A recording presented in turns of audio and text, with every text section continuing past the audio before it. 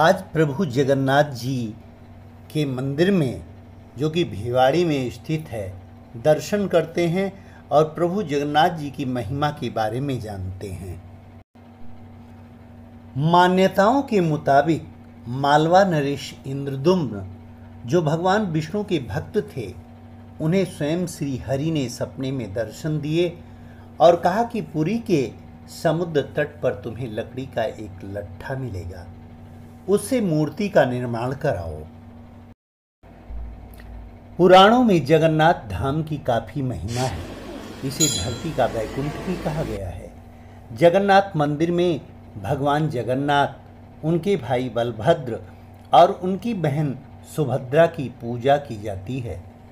मंदिर में भगवान जगन्नाथ की प्रतिमा दाईं तरफ स्थित है, बीच में उनकी बहन सुभद्रा की प्रतिमा है और बाईं तरफ उनके बड़े भाई बलभद्र, बलराम जी विराजते हैं। महाप्रभु जगन्नाथ जी श्री कृष्ण को कलयुग का भगवान भी कहा जाता है।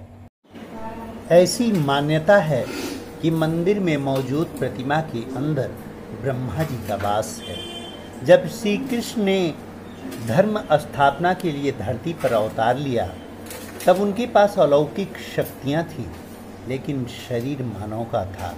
जब धरती पर उनका समय पूरा हो गया तो वे शरीर त्याग कर अपने धाम चले गए। इसके बाद पांडवों ने उनका अंतिम संस्कार किया, लेकिन शरीर ब्रह्मलीन होने के बाद भी उनका हृदय जलता ही रहा। पांडवों ने इसे जल में प्रवाहित कर दिया। जल में हृदय ने लट्ठे का रूप धारण कर लिया और उड़ीसा के समुद्र तट पर पहुंच गया। यही लट्ठा राजा इंद्रदुम्न को मिल गया। मालवा नरेश राजा इंद्रदुम्न, जो भगवान विष्णु के परम भक्त थे, उन्हें स्वयं श्री हरि ने सपने में दर्शन दिए और कहा कि पुरी के समुद्र तट पर तुम्हें एक लकड़ी का लट्ठा मिलेगा, उससे मूर्ति का निर्माण कराओ। राजा जब तट पर पहुंचे तो उन्हें लकड़ी का लट्ठा मिल गया। अब उनके सामने ये प्रश्न था कि मूर्ति किससे बनवाएं। कहा जाता है कि भगवान विष्णु स्वयं श्री विश्वकर्मा के साथ एक वृद्ध मूर्तिकार के रूप में प्रकट हुई है। वृद्ध मूर्तिकार ने कहा कि वे 1 महीने के अंदर मूर्तियों का निर्माण कर देंगे, लेकिन इस काम को एक बंद कमरे में अंजाम देंगे। 1 महीने तक कोई भी इसमें प्रवेश नहीं करेगा और ना कोई ताक झांक करेगा, चाहे वो राजा ही क्यों ना हो। महीने का आखिरी दिन था। कमरे से भी कई दिन से कोई आवाज़ नहीं आ रही थी। कौतूहल बस राजा से रहा नहीं गया और वे अंदर झांक कर देखने लगे।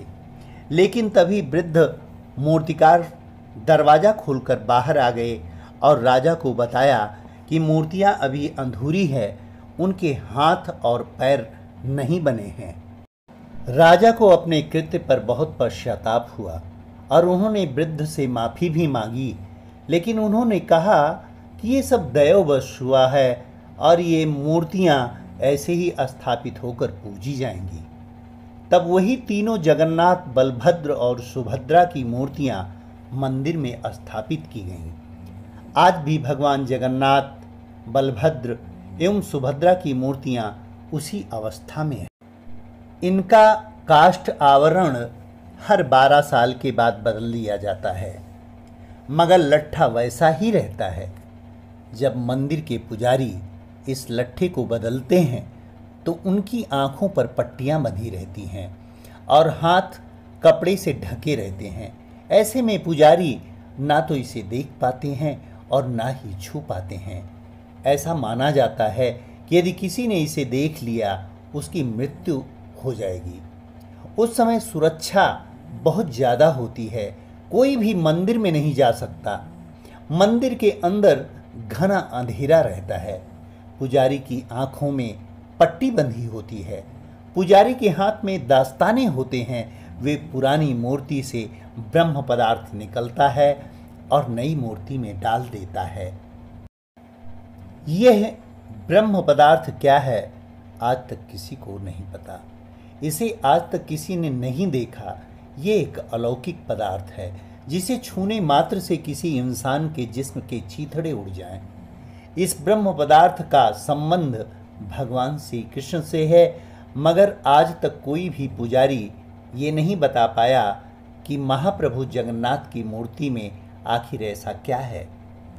कुछ पुजारियों का कहना है कि जब हमने उसे हाथ में लिया तो खरगोश जैसा उछल रहा था, आंखों में पट्टी थी, हाथ में दस्ताने थे, तो हम सिर्फ महसूस कर पाए। प्रभु जगन्नाथ जी के मंदिर के कुछ आश्चर्यजनक पहलू हैं, उनके बारे में भी जानते हैं। मंदिर के ऊपर स्थापित लाल ध्वज सदैव हवा के विपरीत दिशा में लहराता है। ऐसा किस कारण होता है, ये तो वैज्ञानिक ही बता सकते हैं। यह दुनिया का सबसे भव्य और ऊंचा मंदिर है। ये मंदिर 4 लाख वर्ग फुट क्षेत्र में फैला है और इसकी ऊंचाई लगभग 214 फुट है।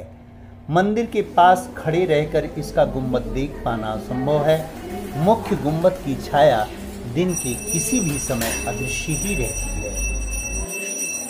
पुरी में किसी भी स्थान से आप मंदिर के शीर्ष पर लगे सुदर्शन चक्र को देखेंगे तो वो आपको सदैव अपने सामने ही लगा दिखेगा। इसे नील चक्र भी कहते हैं। ये अष्टधातु से निर्मित है और अति पावन और पवित्र माना जाता है। अधिकतर समुद्री तटों पर आमतौर पर हवा समुद्र से जमीन की ओर आती है, लेकिन पुरी में यहाँ हवा जमीन से समुद्र की ओर जाती है। मंदिर के शिखर के पास पक्षी उड़ते नजर नहीं आते, जबकि देखा गया है कि भारत के अधिकतर मंदिरों के गुंबदों पर पक्षी बैठ जाते हैं या आसपास उड़ते हुए नजर आते हैं। मंदिर में प्रसाद कुछ हजार लोगों के लिए ही क्यों ना बनाया गया हो, लेकिन इससे लाखों लोगों का पेट भर सकता है। मंदिर के अंदर पकाने के लिए भोजन की मात्रा पूरे वर्ष के लिए रहती है। प्रसाद की एक भी मात्रा कभी भी व्यर्थ नहीं जाती।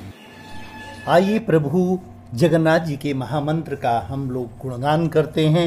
हरे कृष्ण कृष्ण कृष्ण हरे हरे, हरे राम राम राम हरे हरे। जय जगन्नाथ प्रभु जी, जय जगन्नाथ प्रभु जी।